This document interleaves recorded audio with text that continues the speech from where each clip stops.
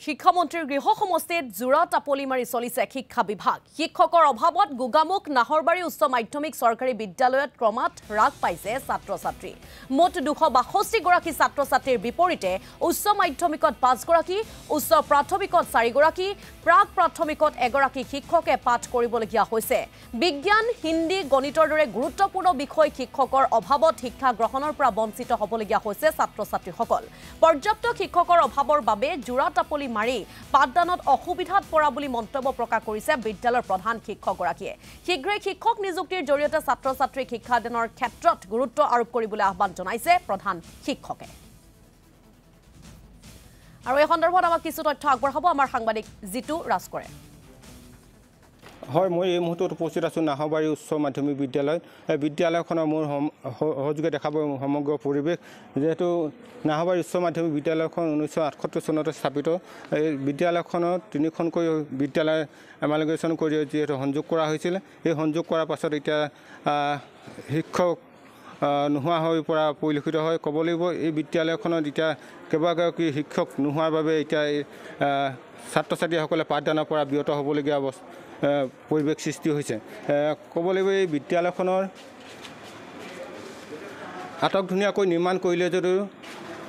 শিক্ষকৰ অভাৱত এতিয়া ছাত্ৰ ছাত্ৰীয়ে পাঠদানৰ পৰা বঞ্চিত হ'বলগীয়া হৈছে কিয়নো ক'ব লাগিব স্থানীয় বিধায়ক তথা ৰাজ্যখনৰ প্ৰভাৱশালী মন্ত্ৰী শিক্ষামন্ত্ৰী ডাক্তৰ ৰণোজ পেগুৰ গৃহ সমষ্টিতে এইদৰে জোৰা টাপলি মাৰি চলিবলগীয়া অৱস্থা সৃষ্টি হৈছে শিক্ষা বিভাগটো যেন এতিয়া ফফুলা স্বৰূপ উদঙাই পৰা পৰিলক্ষিত হৈছে মই এগৰাকী ছাত্ৰৰ পৰা জানিব বিচাৰিম যিহেতু তোমালোকে পাঠদান কৰি আছে শিক্ষকসকলে তাৰমানে যিহেতু শিক্ষক নোহোৱা হৈ পৰিছে কি ক'ব এই মুহূৰ্তত আমাৰ সায়েন্স আৰু গণিতৰ শিক্ষক অভাৱ হৈছে আৰু লগতে হিন্দীৰো সায়েন্সৰ একেবাৰে শূন্য আৰু গণিতৰ মাত্ৰ এজনে হিন্দীৰো দুজন আছিল সেই দুজন ছাৰ যোৱাকালি অৱসৰ গ্ৰহণ কৰিলে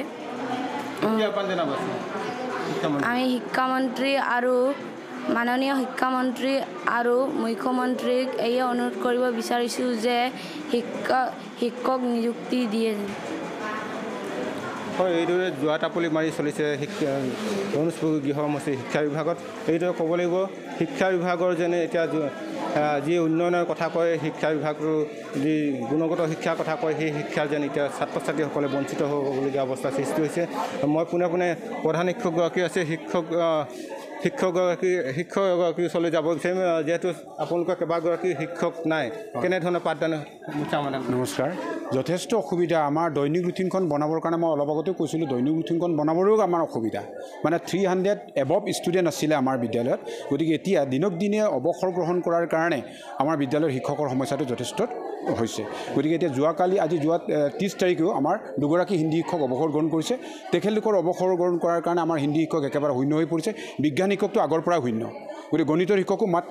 একমাত্ৰ মই নিজেই হয় গতিকে আমাৰ অসুবিধা হৈছে পাঠদান কৰাৰ ক্ষেত্ৰত যথেষ্ট অসুবিধা আৰু আমি পাঠভিত্তিকভাৱে মানে বিষয়ভিত্তিকভাৱে আমি দৈনিক ৰুটিনখন বনাবৰ কাৰণে আমাৰ যথেষ্ট অসুবিধা হয় শিক্ষকসকলে বিভিন্ন সমস্যাত ভুগিছে যিহেতু শিক্ষক নোহোৱা হোৱাৰ কাৰণে যিহেতু শিক্ষকৰ অভাৱৰ বাবে ছাত্ৰ ছাত্ৰীক পাঠদানৰ পৰাও বিৰত হ'বলগীয়া হৈছে এগৰাকী শিক্ষক আছে মই তেখেতৰ পৰা জানিব বিচাৰিম কি ক'ব অতি দুখৰ কথা এতিয়া আমাৰ মানে ছাত্ৰৰ অনুপাতে শিক্ষক নথকাৰ কাৰণে শিক্ষাদান কৰিব পৰা নাই সেইটোৰ কাৰণে আমি হনাৰেবল CM ডক্টৰ হিমন্ত বিশ্ব শৰ্মা আৰু লগতে education minister doctor Ranoj Pegu ছাৰক আহ্বান জনাইছোঁ আৰু তেখেতৰ এইটো গৃহ সমষ্টি এই সমষ্টিতে নাহৰবাৰী গাঁও পঞ্চায়তত একমাত্ৰ চৰকাৰী স্কুল 1978ত ইষ্টাব্লিছ হৈছে এই ইমান পুৰণা এটা স্কুলত ইনফ্ৰাষ্ট্ৰাকচাৰ ঠিকে আছে কিন্তু শিক্ষকৰ অভাৱৰ কাৰণে আমি পাঠদান মানে ব্যাহত হৈছে সেইটোৰ কাৰণে এই ব্যাহত হোৱা এই পাঠদান সকলোৱে বিভাগীয় কৰ্তৃপক্ষক জনোৱা হৈছে নাই আমি বিভাগীয় কৰ্তৃপক্ষক জনাইছোঁ স্বয়ং শিক্ষামন্ত্ৰী আমাৰ স্কুলৰ যোৱা বছৰ ভিজিট কৰি গ'ল যে এই স্কুলখন